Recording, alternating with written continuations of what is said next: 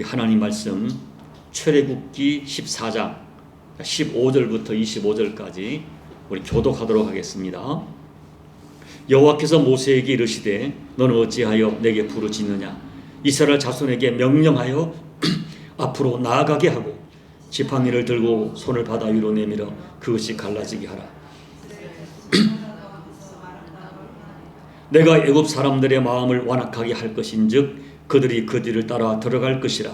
내가 바로와 그의 모든 군대와 그의 병거와 마병으로 말미암아 영광을 얻으리니 내가 바로와 그의 병거와 마병으로 말미암아 영광을 얻을 때야 애굽 사람들이 나를 여호와인 줄 알리라 하시더니 이스라엘 진 앞에 가던 하나님의 사자가 그들의 뒤로 옮겨가매 구름 기둥도 앞에서 그 뒤로 옮겨 애굽 진과 이스라엘 진 사이에 이르러서니 저쪽에는 구름과 흑암이 있고 이쪽에는 밤이 밝음으로 밤새도록 저쪽이 이쪽이 가까이 못하였더라.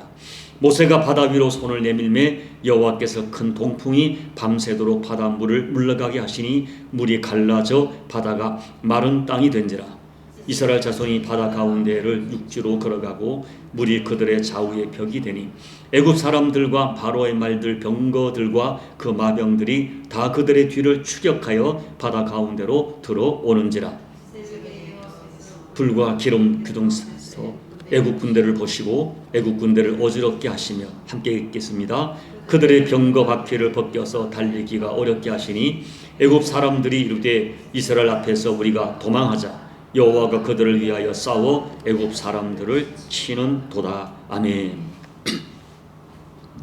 지난주에 우리 하나님께서 사면초가에 빠져있는 그 백성을 위하여 바닷속에 길을 만들어서 구원하시는 하나님이신 것을 말씀을 드렸습니다. 사면이 막히고 전전도 할 수 없고 후퇴도 할 수 없는 진퇴양난의 환경에 빠져있다 해도 하나님께서는 그 부르짖는 그 백성을 반드시 구원하는 줄로 믿습니다. 인간의 능력으로 계산해 보고 인간의 눈으로 보면 도무지 길이 보이지 않습니다. 그런데 사면 팔방이 다 막혀 있을 때 바다 속에 길이 있다는 것을 누가 상상이나 했겠습니까? 우리 하나님께서는 자기 백성을 위하여 인간이 상상할 수 없는 바다 속에 길을 내시는 전능한 하나님이십니다. 그런데 여러분, 사람들은 이런 진실을 믿지 못합니다. 그래서 이 홍해가 갈라진 이 사건도 자꾸 이성적으로 해석을 하고 합리적으로 해석을 하려고 합니다. 더 안타까운 것은 교회 안에서 예수를 믿는다는 사람 중에도 이 진실을 믿지 못하는 사람들이 있습니다. 이런 사람들은 예수님을 믿는다고 하지만 결국 하나님의 살아계심을 체험하지 못합니다. 저는 여러분들이 바닷속에 길을 내셨던 하나님, 그 하나님을 말씀 그대로 믿으시기를 바랍니다. 예수님께서는 죽은 나사로를 살리시기 전에 무덤 앞에서 의심하는 마르다에게 믿으면 하나님의 영광을 보리라 단호하게 선포하셨어요. 그리고 병자들을 고치시면서도 하시는 말씀이 내 믿음대로 될지어다 선포하십니다. 이 살아계신 하나님의 은혜와 기적을 여러분이 믿음으로 믿고 또한 나 또한 그 은혜를 믿음으로 사모하시기 바랍니다. 그리하여서 여러분들의 삶 속에도 바다 속에 길을 내시는 하나님의 은혜를 체험하시는 그런 복된 역사가 있기를 진심으로 축복합니다. 여러분의 인생에서도 때로는 홍해 같은 바다를 만나고 애국 군대 같은 대적을 만나 사면초가에 빠졌는데 생각지도 못했던 길이 열리고 나를 대적하는 대적들이 사라지는 그 하나님의 은혜를 체험하는 이 길이 그런 기적이 있기를 예수님 이름으로 축복합니다. 자, 오늘 본문은 모세가 하나님께 부르짖는 모습으로 시작합니다. 지금 모세는 두 가지 큰 위협 앞에 직면해 있습니다. 첫째는 현실적으로 당장 애국 군대가 쫓아오는데 앞뒤 사방에 다 막혀 있다는 것입니다. 도저히 헤쳐나갈 길이 보이지 않는 것입니다. 모세는 이 백성들처럼 하나님을 원망하지는 않았지만 분명히 모세의 마음에도 두려움이 위기감이 닥쳐왔습니다. 둘째는 이스라엘 백성들의 원망 때문에 모세의 마음이 무너집니다. 마음을 같이 해서 이 위기를 헤쳐나가야 할 백성들이 오히려 위기 앞에 모세를 향하여 원망하고 불평하고 모세를 정죄하며 공격할 때 모세는 마음이 무너지고 가슴이 무너졌을 거예요. 지금 모세는 이런 영적인 또 육적인 위기에 빠져 있습니다. 그래서 이 모세의 부르짖음은 위기의 상황 가운데 부르짖는 다급한 부르짖음입니다. 사랑하는 여러분, 우리도 이런 침체에 빠질 때가 있어요. 내가 하나님 말씀대로 살아보려고 정말 몸부림치며 노력을 했습니다. 기도하면서 믿음을 가지고 최선을 다했습니다. 그리고 어느 순간에는 하나님의 놀라운 은혜를 체험하기도 했습니다. 그런데 갑자기 어려움을 만나게 되는 것입니다. 앞뒤가 막히고 사면초가의 어려움에 직면합니다. 어려움을 이겨내려고 최선을 다해봤지만 길이 보이지 않습니다. 그런데 그때 내 주변에 나를 잘 아는 사람들이 은근히 조롱합니다. 예수를 잘 믿는 너에게 왜 이런 어려움이 찾아오는 것이냐? 정말 하나님이 너를 도와주고 지켜주시는 것이냐? 나를 잘 아는 주변 사람들이 은근히 조롱하는 눈길로 나를 바라봅니다. 그때 우리는 당황하고 그리고 나도 모르게 영적 침체에 빠지게 돼요. 그리고 현실적으로 아무것도 할 수 없기 때문에 그저 하나님 앞에 나와 주님 어떻게 합니까? 주님 저는 아무것도 할 수가 없습니다. 주님 도와주십시오. 라고 그저 눈물만 펑펑 뿌릴 때가 있을 수 있어요. 그런데 여러분 오늘 말씀을 보십시오. 이렇게 어떻게 보면은 두려워하고 어떻게 할지 모르는 모세에게 들려오는 하나님의 음성이 있었습니다. 모세야, 이제 내가 싸우겠다. 내가 너를 본격적으로 도울 것이다. 낙심하지 마라. 왜 침체에 빠져서 두려워하고 있느냐? 일어나라. 나를 믿고 믿음으로 손을 내밀어라 하는 거예요. 여러분 오늘 말씀에는 반복적으로 선포되는 말씀이 바다 위로 너의 손을 내밀라 하는 말씀이에요. 16절 지팡이를 들고 손을 바다 위로 내밀어 그것이 갈라지게 하라. 21절 모세가 바다 위로 손을 내밀매. 26절 여호와께서 모세에게 이르시되 내 손을 바다 위에 내밀어. 27절 모세가 곧 손을 바다 위에 내밀매 되어 있어요. 여러분 여기 바다가 무엇입니까? 홍해가 무엇입니까? 내 앞을 가로막고 있는 난관이에요. 장애물이에요. 이것이 제거되지 않으면, 이것이 해결되지 않으면 내가 망할 것 같고 이 문제를 돌파하지 않으면 내 가정과 내 사업이 주저앉을 것 같은 내 인생의 막다른 상황을 상징하는 것입니다. 그런데 하나님께서는 이 바다 같은 상황을 향하여 손을 내밀라 말씀하십니다. 내 앞을 캄캄하게 가로막고 있는 이 사면초가의 상황을 향하여 너의 손을 내밀어라 말씀하세요. 문제를 향하여 손을 내밀어라. 장애물과 난관을 향하여 손을 내밀어라. 너를 힘들게 하는 그 사람을 향하여 손을 내밀어라. 너를 가로막고 있는 상황에 절망하거나 낙심하지 말고 좌절하지 말고 일어나 손을 내밀어라. 하나님께서 말씀하시는 거예요. 사랑하는 여러분, 우리는 하나님을 신뢰하는 마음으로 믿음으로 내 인생의 홍해를 향하여 일어나야 됩니다. 그리고 믿음으로 그 바다를 향하여 손을 내밀어야 합니다. 그래야 하나님이 일하세요. 여러분 하나님께서 출애굽기 14장 17절에서 아주 특별한 말씀을 하세요. 한번 읽어볼까요? 내가 바로와 그의 모든 군대와 그 병거와 마병으로 말미암아 영광을 얻으리니. 여러분 당시 상황을 잘 보세요. 지금 이스라엘을 절망시키고 두렵게 했던 대상들은 바로와 바로의 군대와 완전 무장한 병거와 마병들입니다. 저들은 실제적으로 두려움의 대상입니다.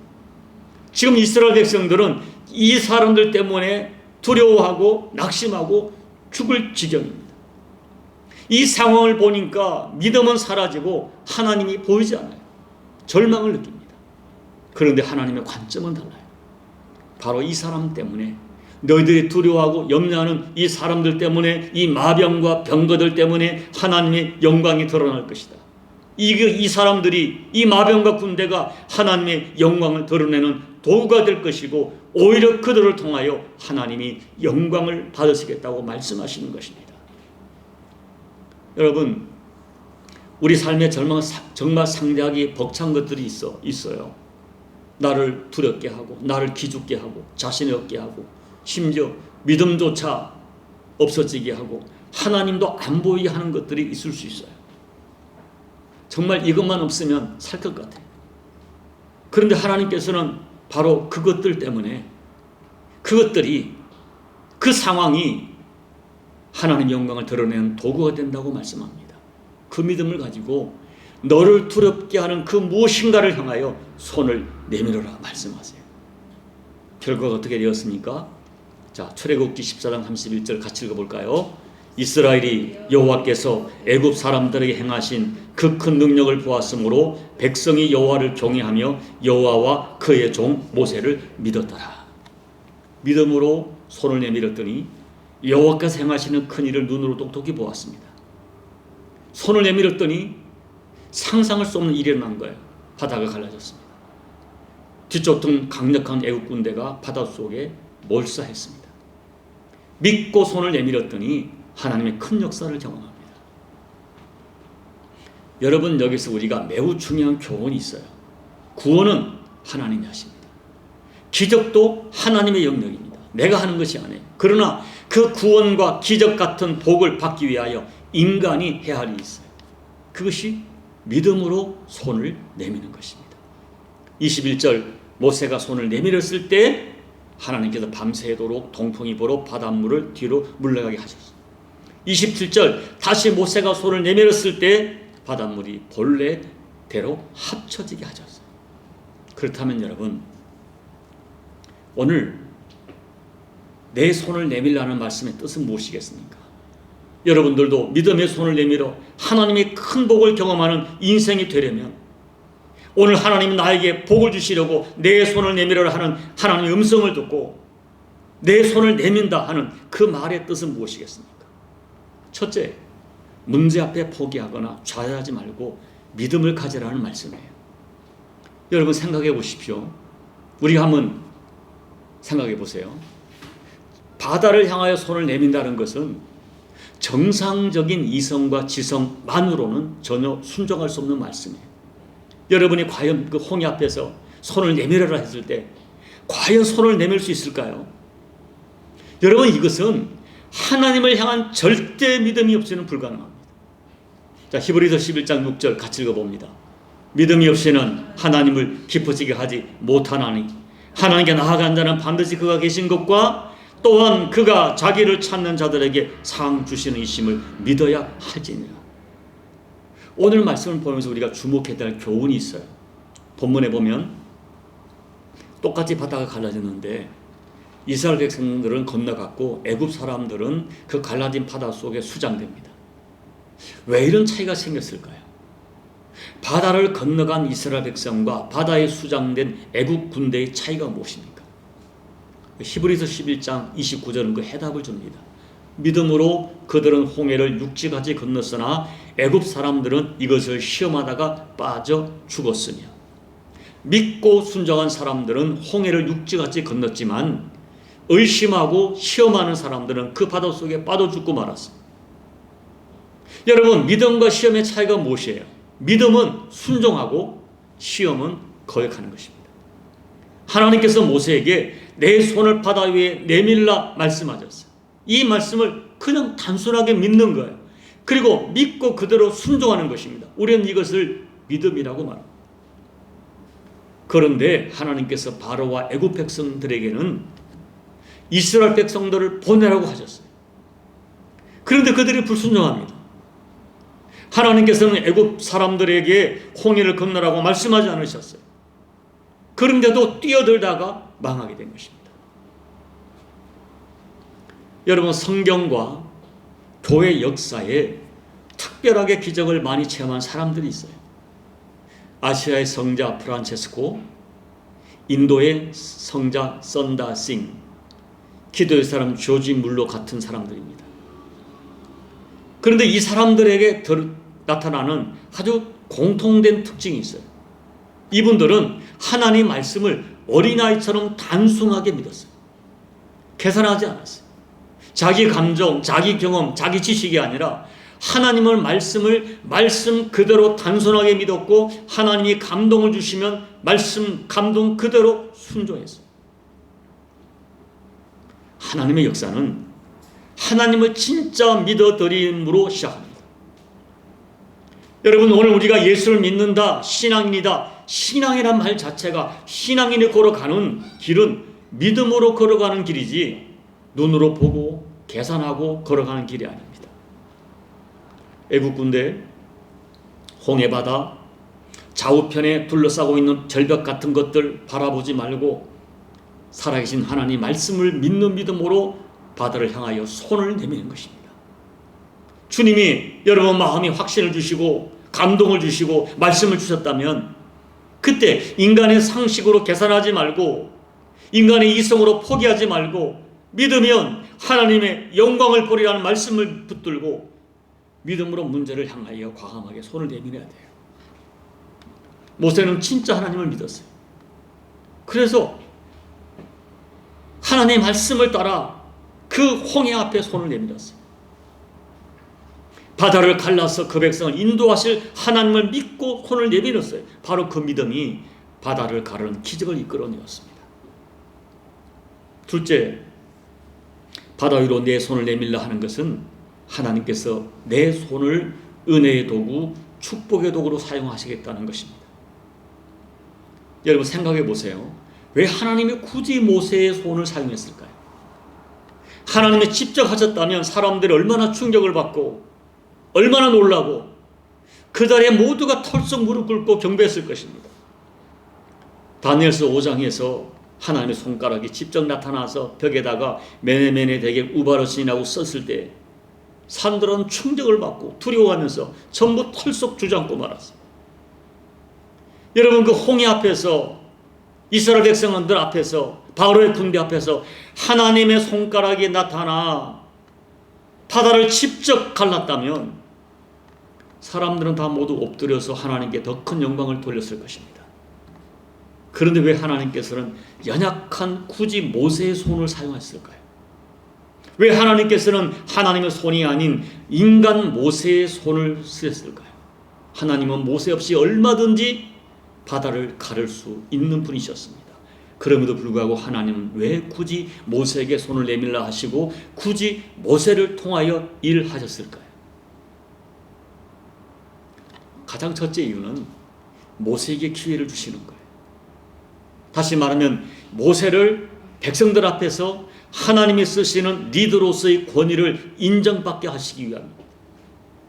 그리고 궁극적으로는 우리 인간들의 인생이 주님 배없는 그날에 영광스러운 상급이 있게 하기 위해서 하나님께서는 우리의 손을 쓰기를 원하세요.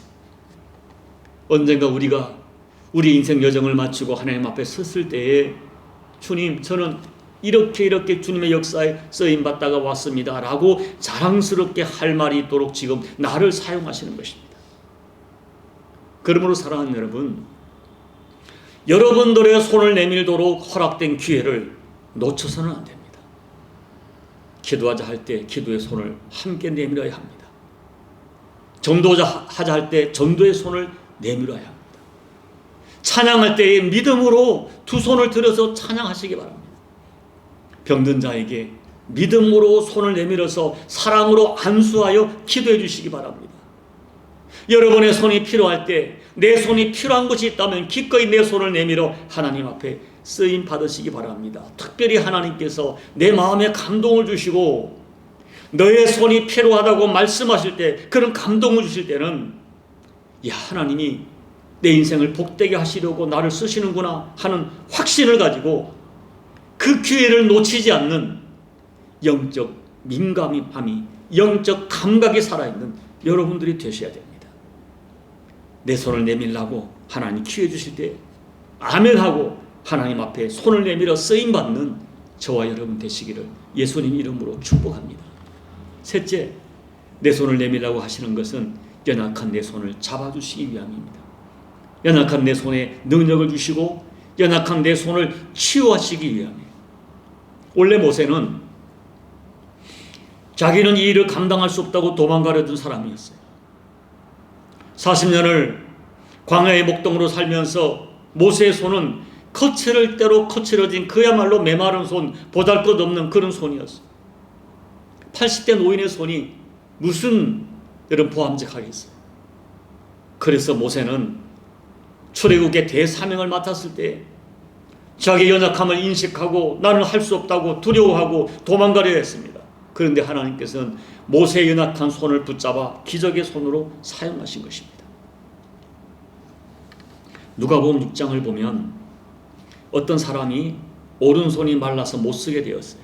이 손이 말랐다는 것은 손이 어떤 이유인지 모르지만 오그라들고 비틀려져서 더 이상 손의 기능을 할 수 없게 되었다는 것이죠. 그런데 예수님께서는 그 사람에게 일어서라고 말씀하셨어요. 많은 사람이 보는 데서 일어서라 말씀하세요. 그리고 너의 손을 내밀어라 말씀하십니다. 그때 그 사람은 말라버린 손, 비틀려진 손, 그리고 늘 자기의 큰 수치처럼 생각해서 사람들에게 전혀 감춰왔던, 내밀지 못했던 그 말라버린, 비틀려진, 병든 연약한 손을 믿음으로 내밀었어요. 그 순간 그 손이 깨끗해지는 기적을 체험합니다. 한나는 자궁이 말라버렸어요. 그러나 믿음으로 하나님께 손을 내밀었습니다. 야베스라는 사람은 출생부터 불우하게 태어났어요. 어렵게 태어났어요. 그리고 그의 주변이 마른 손 같았어요. 그러나 야베스는 믿음으로 주여 나의 지경을 넓혀주시고 주의 손으로 나를 도와서 나로 이 환난을 벗어나 내게 근심이 없게 하옵소서라고 간절하게 소원의 손을 내밀었습니다. 그때 하나님께서 야베스의 손을 붙잡아 주셨어요. 사랑하는 여러분, 오늘 여러분의 영혼이 빈들의 마른 물처럼 말라있지는 않습니까? 예수를 믿는다고 하지만 여러분의 마음과 심령이 오그라들고 바짝 말라있지는 않습니까? 여러분의 가정이, 여러분의 부부관계가, 여러분의 자녀들이 그렇게 말라버린 손처럼 비틀려 있지는 않습니까? 여러분의 생업의 현장이 점점 말라가고 있지 않습니까? 사랑하는 여러분, 우리는 경험적으로 알고 있습니다. 내가 많이 어려울 때 사람들에게 마른 손을 내밀면 부끄러움과 수치를 당합니다. 그 사람만큼은 내 손을 잡아주겠지 하고 믿었던 사람에게 손을 내밀었다가 외면을 당하고 상처를 받습니다. 그러나 우리 하나님은 다릅니다. 우리의 마른 손을 하나님이 먼저 긍휼히 여기십니다. 외면하지 않으십니다. 하나님은 우리의 마른 손을 긍휼히 여기시고 창피하지 않도록 따뜻하게 붙잡아 주십니다. 치유해 주시고 그 손이 하나님의 능력을 담아 주십니다. 성경을 보면 우리 주님께서는 우리 메마른 인생을 치료하시려고 너의 손을 내밀라고 말씀하세요. 그러므로 주님께 나아가 말라가고 있는 내 인생, 내 가정을 만져달라고, 살려달라고 기도의 손을 내미시기 바랍니다. 그때 사랑으로 만져주시고 회복케 하시는 하나님의 은혜를 받아 치유의 역사를 경험할 것입니다. 여러분의 손이 하나님의 손에 붙잡힌 손이 되기를 예수님 이름으로 축복합니다. 이제 말씀을 정리합니다. 여러분, 성경을 보면 많은 손이 등장해요.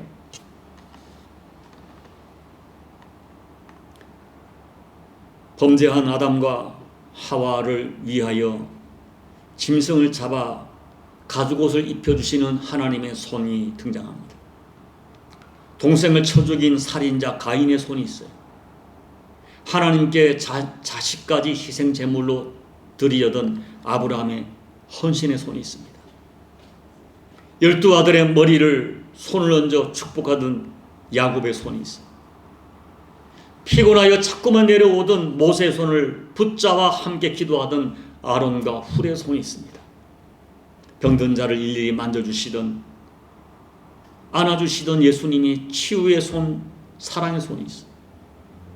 예수님에게 음식을 대접하려고 바쁘게 음식을 만들던 마르다의 땀이 흐르는 착한 손이 있습니다.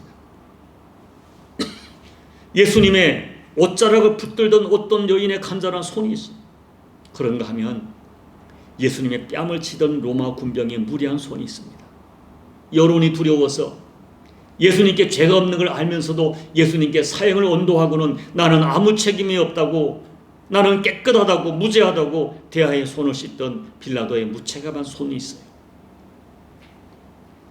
그런데 결정적으로 우리를 살리시려고 십자가에서 못 박혀 피 흘려주신 예수님의 손이 있습니다.